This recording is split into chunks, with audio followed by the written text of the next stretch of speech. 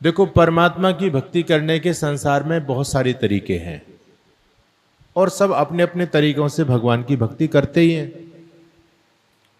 मुसलमान लोगों का अपना अलग है, क्रिश्चियन लोगों का अपना अलग है, अपने पौराणिक भाई बंधुओं का अलग है, सबके अपने अलग अलग है।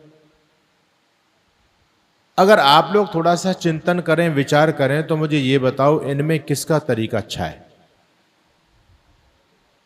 क्यों जी, कभी सोचा? या हम मंदिर में चले गए तो मंदिर में जाकर के लोग सभी हाथ जोड़ते, हमने भी हाथ जोड़ने शुरू कर दिए। क्रिश्चियन लोग जाते हैं रविवार को गिरजाघर में प्रेयर करने, तो वो सब खड़े खड़े करते हैं, तो हमने भी खड़े होकर के करना शुरू कर दिया। हमारे हिंदू समाज में देखा देखी चलती है और यही हमारे पतन का सबसे बड़ा कारण रहा है। या तो हम किसी भी चीज को किसी को देख करके करते हैं या किसी को दिखाने के लिए करते हैं। मैं आपके बीच में कह रहा था कि हिंदू समाज की सबसे बड़ी कमजोरी हमारे यहां देखा देखी का कार्यक्रम है। बस आप जो भी धार्मिक अनुष्ठान कर रहे हैं, जो भी धर्म के नाम पर परंपराओं को आप जी रहे हैं, वो परंपराएं आपने किसी को देख करके शुरू की हैं।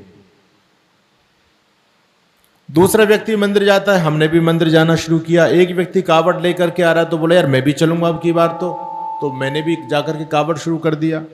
एक व्यक्ति व्रत करता है तो दूसरे ने भी व्रत करना शुरू कर दिया। हमारी ये माताएं बहनें बैठी हैं, अच्छा करवा चौथ का व्रत होता है आपके समाज में, तो वो सोच समझ के करते हो या देखा देखी करते हो? देखा देखी तो है भाई, पड़ोसिन करती है, सभी करते हैं तो मुझको भी करना है।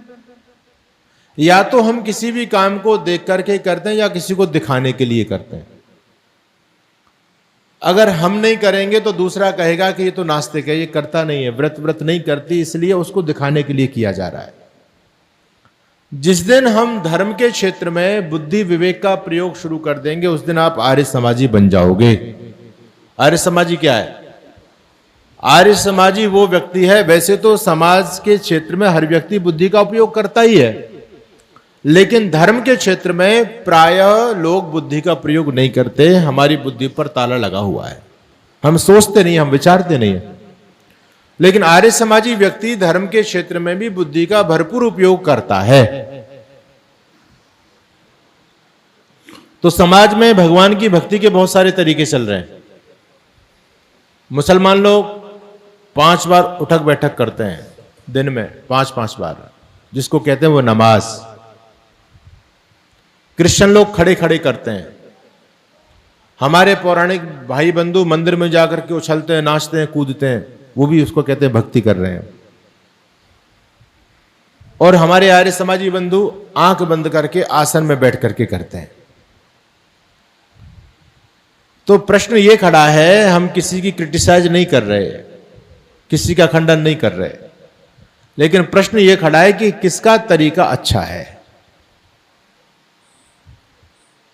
तो वेद का मंत्र कहता है उपत्वाग्ने दिवे दिवे।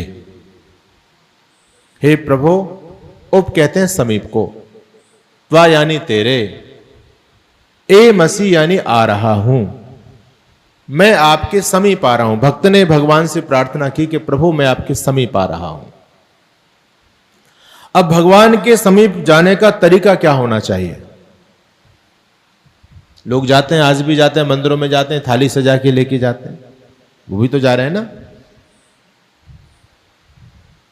तो क्या इन सारे पदार्थों की भगवान को आवश्यकता है? क्या ये तरीका ठीक है? दिया उसको जाता है जिसके पास में कुछ हो नहीं, तब आपका देना सार्थक होता है। और जिसके पास में पहले से ऑलरेडी है, उसको देने का क्या मतलब? एक माताजी का मेरे पास फोन आया अभी जोधपुर से, कहती है स्वामी जी मुझे 10 गुरुकुल का एड्रेस दीजिए। मैंने कहा किस लिए माताजी? बोले कुछ सहयोग भेजना है। मैंने कहा अच्छी बात है, लेकिन उन्होंने कहा कि ऐसे गुरुकुलों का देना जिनकी स्थिति ठीक ना हो, जिनके पास में पहले से है, वहां भेजने का क्या फायदा? तो मैंने कहा ये बात तो आपकी बहुत अच्छी है।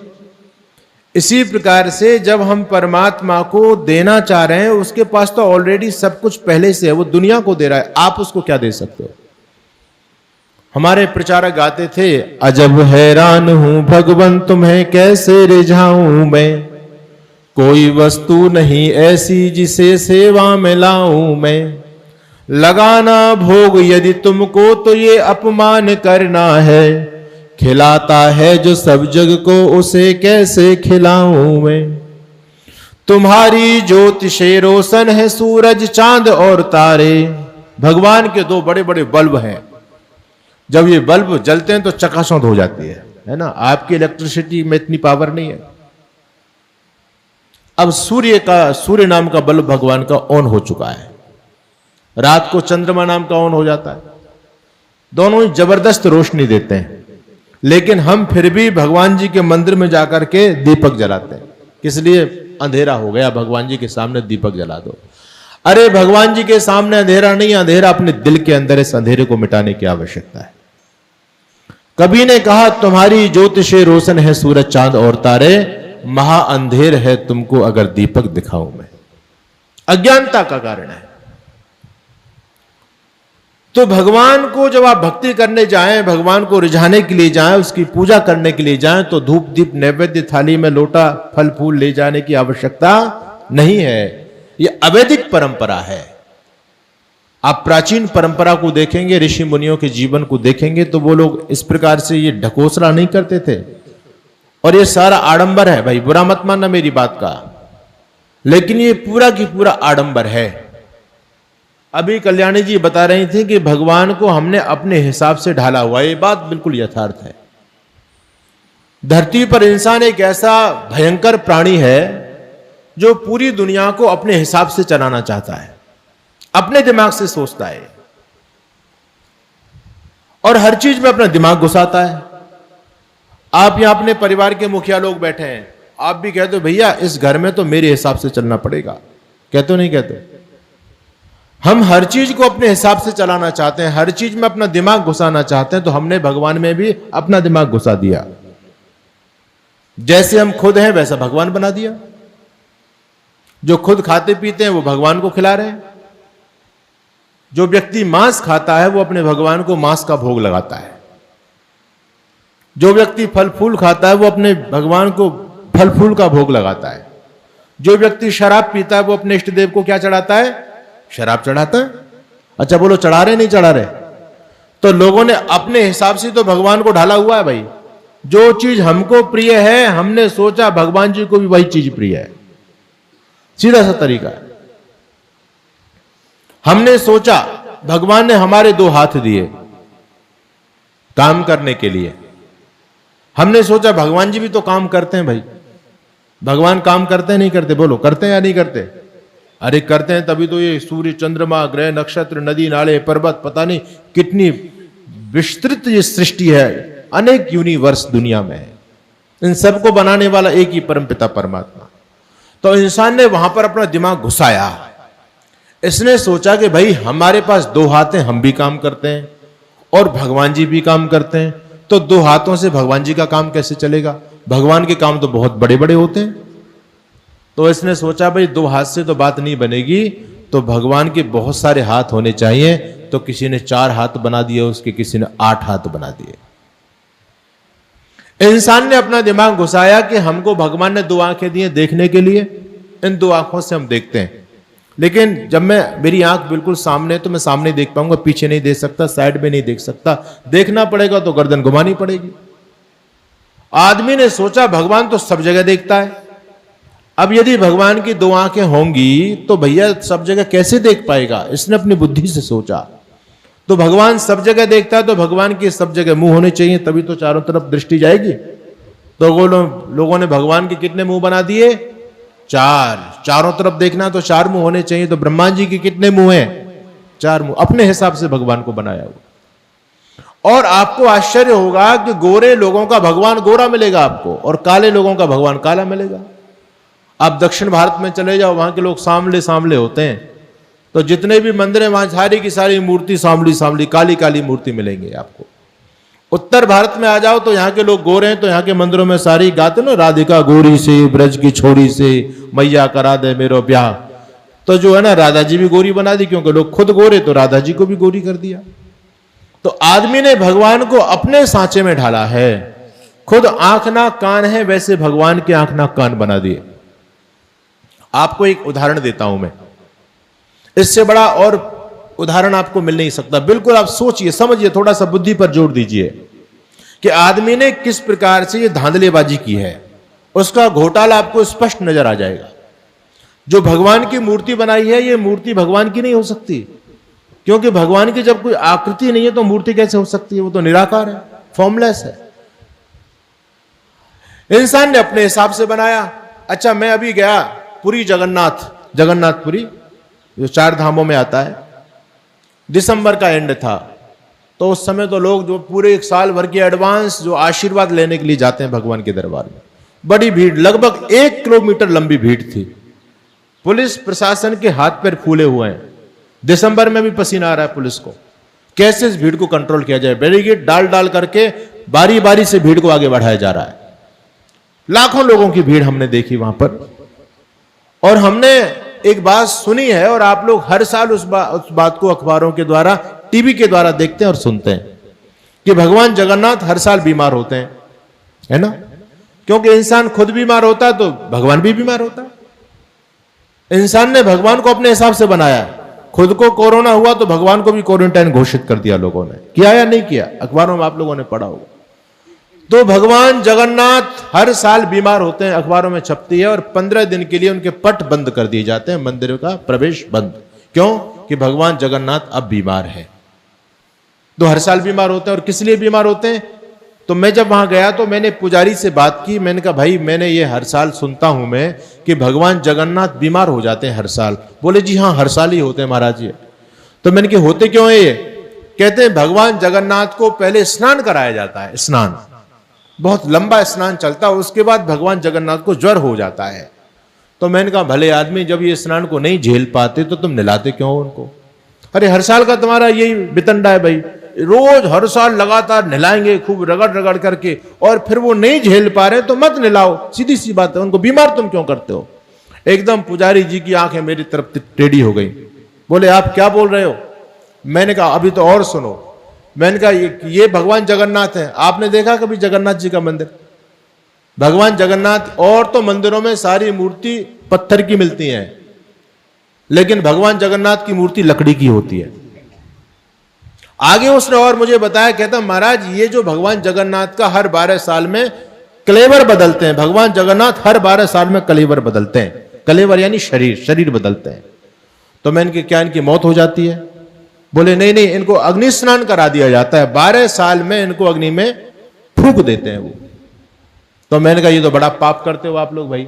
भगवान जगन्नाथ, उसको तुम अग्नि में ऐसे जला देते हो, इनकी जब डेथ नहीं हुई तो तुम ऐसे कैसे जला देते हो? उस व्यक्ति ने बड़े गजब की मुझे बात बताई।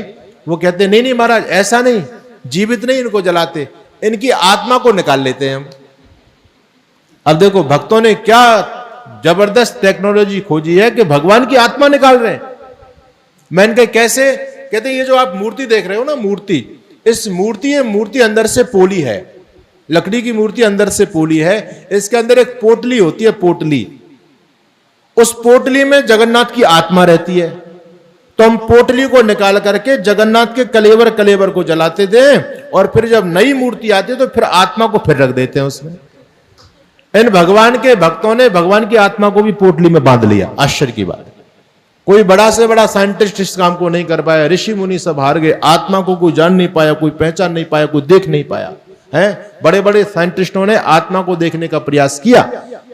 जब लोगों की मौत होती है ना, तो कहते हैं आत्मा निकल गया। तो कहते हैं लोगों ने देखा कि भैया आत्मा निकलेगा तो निकलेगा कैसे? उस आदमी को मरते समय शीशे में बंद कर दिया बच्चों, शीशे में बंद। बोले अब देखेंगे कि आत्मा किस कलर का होता है। लेकिन जब आदमी तो मर गया और देखा तो भैया वो तो दिखाई नहीं दिया, वो तो कैसे निकल गया पता ही नहीं चला। और उस भगवान जगन्नाथ की आत्मा को पोटली में बांधे फिर रहे हैं मूर्ख लोग। तो क्या भगवान के साथ ड्रामा चल रहा है? वस्तुतः देखा जाए तो भगवान को लोगों ने, इंसान ने अपने सांचे से ढाला हुआ है।